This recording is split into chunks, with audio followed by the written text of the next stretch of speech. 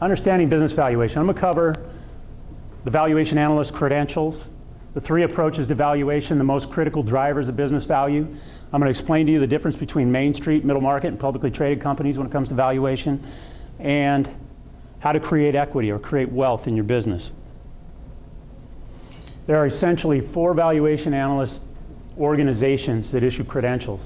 The AICPA, or the Association of Certified Public Accountants, issues accredited and business valuation credential. The NACVA issues the Certified Valuation Analyst and also the Accredited Valuation Analyst. Then there's an accredited senior appraiser and a certified business appraiser from 2 other organizations. Regardless, what's confusing, what I find people get a little bit confused sometimes, do I need a conclusion of value, a limited report, a full, each of these organizations uses different language in their reports to identify the valuation that they're doing for your business. But the one thing that's common to all of them is USPAP. As long as you're getting a USPAP valuation, it's good for SBA purposes. All of these folks can do a business valuation according to USPAP standards. If you go to get a valuation, you just want to ask, is my valuation going to be done according to USPAP standards? Because USPAP standards require that the valuation analyst can follow all of these common steps in preparing your valuation. And one of the key components that the SBA looks for is that all 3 approaches to valuation have to be addressed in the report. It can't be a scope limited report. It has to address all 3 approaches. And that's probably the main part, the bulk of any valuation is in those 3 approaches.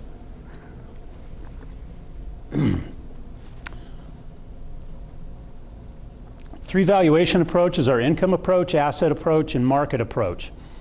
Again, USPAP requires all 3 approaches. So if you go to sell your business and your buyer, if you're a small business, is likely to be getting SBA financing, then the bank is going to have to require a valuation prepared according to USPAP. All 3 approaches will be included, and we're going to cover that right here. The purpose of understanding business valuation, each of these 5 strategies that I'm going to talk about how valuation affects those 5 strategies and what's involved in there, how to use your valuation in each of them. In business valuation and understanding business value, the purpose of understanding it is to understand how to create equity in your business. I think that's what most people want to know, how to create wealth. So the income approach. First element in the income approach is cash flow. Cash flow is the return on the investment. When you buy a business, you're buying, the cash flow represents your return. The multiple is how many years of cash flow the business is selling for. Most small businesses will sell for 3 to 5 years of cash flow. So you're looking at cash flow times multiple equals value. So the income approach is fairly simple. I'm going to tell you a little bit about how to get the cash flow and multiple. I mean, that's really somewhat of a technical issue. I'm going to describe for you how you get to it. I think what's important to know is that most businesses, their books, they're fairly habitual. Most people are fairly habitual. They're creatures of habit. And so the way that you conduct your business from year to year, I'll bet you your financial statements are fairly consistent. You have the same categories.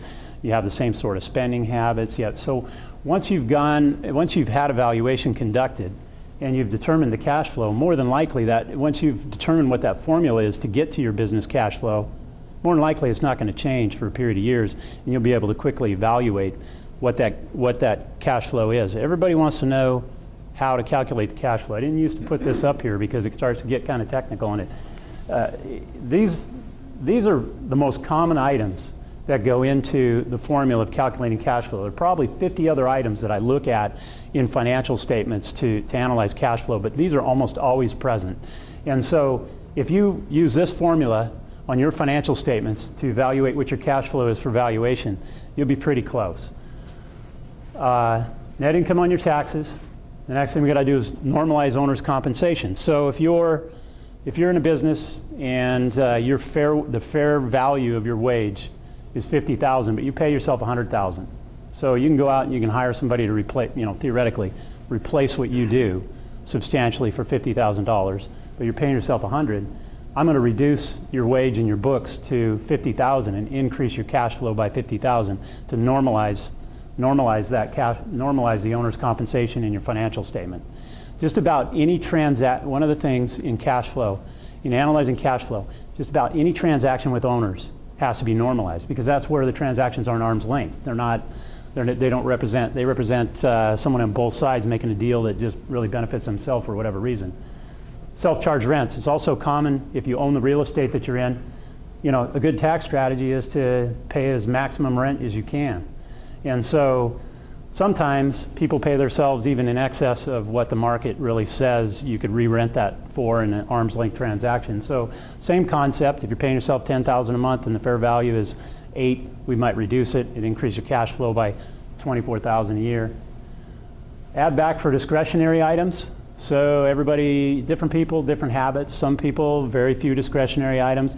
Other people, lots and lots of discretionary items in their books. Some people load it up with all kinds of personal expenditures, which legitimately, you know, are related to the business and you can deduct, but everybody, you kind of get that concept. We're talking about maybe a shareholder meeting in Hawaii, or, you know, what are the other little things that kind of come along? So we're going to do add backs for discretionary items. We're going to do add back for depreciation, but then we're going to deduct capital expenditures, meaning, you know, meaning equipment purchases. So even though you depreciate equipment in your tax return, you divide the cost of that equipment up and take a portion of it over a number of years. We're going to add that back because it's not a cash flow deduction. The cash is the amount that you spend on the equipment. To the extent that you have to spend money on equipment to sustain the business operations of the cash flows, then we've got to subtract that out. Usually what I'll do is I'll look at 3 years purchases of equipment and average it. So if over 3 years you didn't buy anything for year 1, year 2, and you bought $100,000 in year 3, I take $33,000, call it an average. That's what I figure it takes to maintain that business in terms of new equipment and so on. Any questions on cash flow? The multiple is developed from published market studies. We start with the riskless rate. And actually, I looked the riskless rate up today. I mean, we've got books to help us calculate the multiple. And they publish rates. But the riskless rate right now is, I think, the rate on the 20-year Treasury bond. And so at the end of last year, the riskless rate was like 4.7, I think, 4.1. And now it's 2.7 as of the end of last month. And that's basically what you see if you're invested in bonds. You're not seeing much of a return right now on the really high credit short-term bonds. But we start with riskless rate. We add equity risk premium. It's the premium that equities get in the marketplace. How much are stocks returning right now in the marketplace? They're returning about 7, the S&P's selling for about a 7% return. So basically, you will add you take the risk rate, add the equity risk premium, add a size risk for being a smaller company, add an industry risk, add a company-specific risk, and what you end up with is a capitalization rate. The capitalization rate is essentially the required rate of return for a small business. Okay, the required rate of return for a large business is going to be less. I mean, the S&P sells for, like I said, it's about if you invest in the S&P right now, you can expect about a 7% return. But if you invest in a small business, there's all these, the rate of return requirements going to be a lot higher because of additional risks for all those different reasons. So we develop a capitalization rate, and what that essentially tells us is how many years it's going to take to get your investment back. So if our capitalization rate comes up 20%, then it's going to take 5 years. You invest $100,000 in a business. Cash flow is 20, you know, you're getting a 20% return, 20,000 a year. It takes 5 years to get your investment back. That's a capitalization rate is basically an inverted percentage. So you're looking at 5 years, 20%, 10 years at 10%, 3 years at 33%. And so once we develop the capitalization rate from the market studies, that this is what it tells us is this is what you should expect as an investor in a small business. You should expect in this particular industry, for this particular size of business, for this particular, at this particular date and time in the market conditions, you should expect this return. Okay, so